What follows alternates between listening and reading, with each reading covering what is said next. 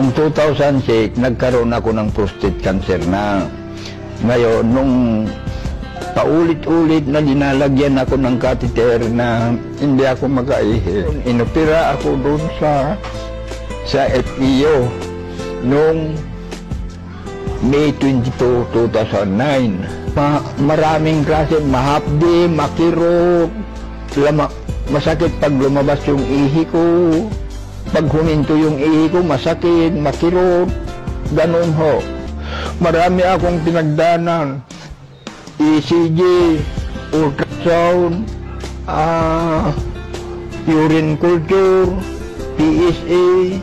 Nung kinukulit ako yung pamangkin ko na mag-take daw ako ng gamot na ito, hindi ko pinapansin. Pero nung talagang mahirapan na ako, sinubukan ko na pumayag ako.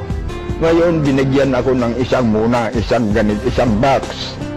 Katapos, nung naubos ko yung isang box, medyo gumaang yung pakiramdam ko. Kaya inulit ko na naman, nagpabili naman ako ng isa.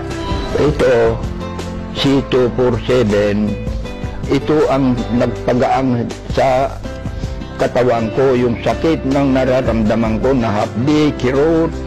Dahil po dito, ay nakakalakad na ako, nakakapunta na ako yan, nakapapasya-pasya ako dito sa lubang bahay ko.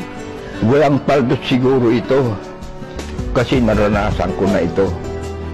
Kaya may papayo ko, yung may sakit, subukan nila. Walang mawawala.